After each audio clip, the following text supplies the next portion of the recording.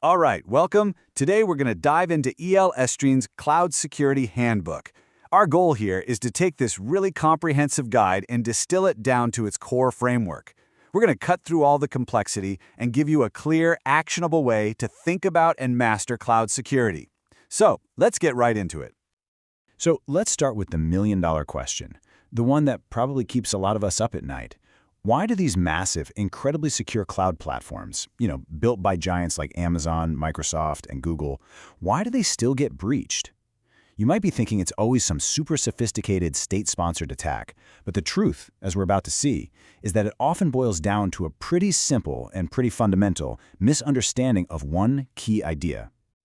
So to get to the bottom of this, here's our game plan for today. We're going to start with the big picture challenge of modern cloud security.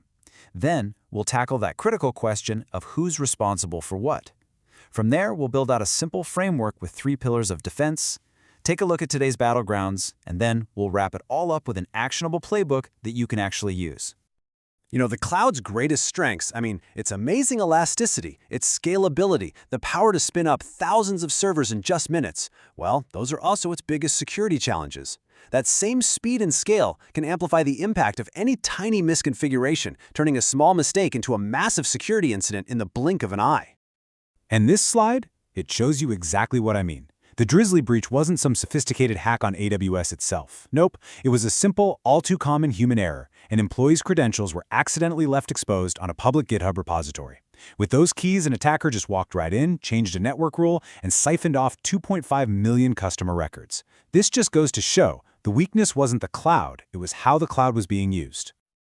That Drizzly breach is the perfect example of what happens when there's a fundamental misunderstanding of who is responsible for what. So, how do we fix that?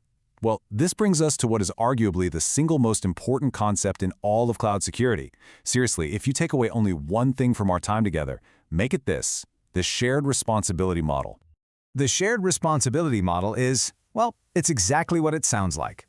It's a framework that draws a really clear line in the sand. It spells out exactly what your cloud provider, whether it's AWS, Azure, or GCP, is responsible for securing, and what you are responsible for securing. And let me tell you, understanding this division of labor is the absolute foundation for building a secure cloud. Think of it like this. The cloud provider handles the security of the cloud. They're like the landlord of an apartment building. They secured the physical building, the concrete walls, the guards at the front door, the servers themselves. But you are responsible for security in the cloud. That means you have to lock the door to your own apartment, you control your data, you decide who gets a key, and you set up the security cameras inside. The Drizzly breach happened because a key to the apartment was basically left under the doormat for anyone to find. And that line of responsibility, it actually shifts depending on the service you use. With something like Infrastructure as a Service, or IaaS, you manage the most, everything from the operating system on up. Move over to Platform as a Service, or PaaS, and the provider takes on more, like managing the OS for you. And with Software as a Service, or SaaS, they handle almost everything. But look closely. What are you always responsible for, no matter what? Your data, and who gets to access it. That part is always on you. Okay, so now we understand our responsibilities. The next logical question is, how do we actually organize our security efforts around them? Well, the handbook gives us a really simple but powerful framework for this, the 3 pillars of defense. Let's break down how they all work together. Pillar number 1 is identity. Think of this as your perimeter, the front door to your entire cloud kingdom. It's all about identity and access management, or IAM. And this is so crucial, because if you can't control who gets in and what they're allowed to do once they're inside, none of your other defenses are going to matter. It is absolutely the first and most critical line of defense. Pillar number 2 is infrastructure. This is all about your defense in depth. Let's say an attacker somehow gets past your identity controls, maybe with those stolen credentials we talked about. This pillar is what ensures your internal environment is hardened. It's about building strong walls and locked doors inside your cloud apartment, which contains the blast radius and stops an intruder from just roaming around freely. And that brings us to the third and final pillar: data. This is your last line of defense. This is protecting the crown jewels, because even if an attacker manages to breach your identity controls and they find a way through your secure infrastructure, this pillar is what makes sure the data they find is completely useless to them. By using strong encryption, you make the data unreadable, which means a successful breach is ultimately unsuccessful. See how each pillar supports the others? It's all about creating a resilient defense. So, with that framework in our back pocket, let's zoom in on the modern landscape. The game is changing, and it's changing fast. We're not just dealing with simple virtual machines anymore. We're in a world of containers, serverless functions, and, of course, multi-cloud setups. Our security practices have to evolve to keep pace. And a huge part of that evolution is DevSecOps. You know, historically, security was this final checkpoint at the end of the line, a gatekeeper that often slowed developers down. DevSecOps totally flips that script. By shifting left, we're embedding security checks and tools right into the development pipeline from the very beginning. This means finding vulnerabilities while the code is being written, not weeks later in production. It's really a cultural shift that makes security everyone's job, letting teams move fast and stay secure. And in a multi-cloud world, you've got to know the tools of the trade.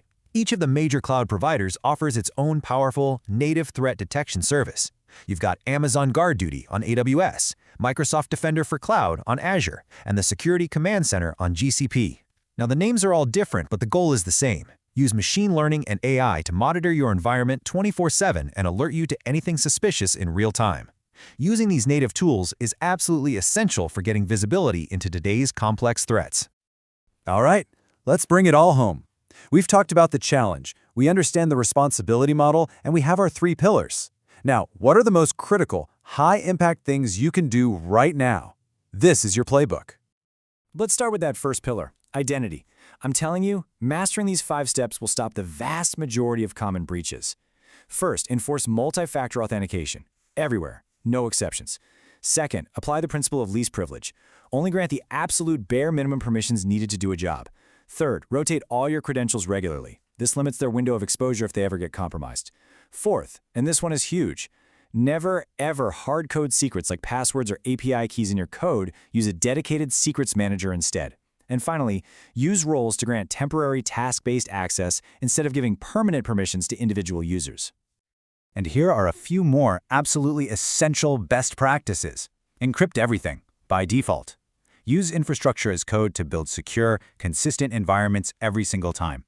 Turn on and centralize your audit logs so you have a clear trail of all activity. And constantly scan for new vulnerabilities in your VMs, your containers, and your code.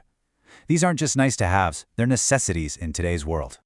You know, at the end of the day, it's so important to reframe how we think about all this. Security isn't just a cost center or a blocker that gets in the way of innovation. As this adapted quote from the author really drives home, good cloud security is actually a business enabler. It's what lets you innovate safely, build trust with your customers, and keep your services online and reliable. So I'll leave you with this one final thought to take back to your teams, to your own environments. When you really look at your cloud security posture, is it built intentionally on a solid foundation of clear policies and proven frameworks, like the ones we've talked about today? Or is it built on hope,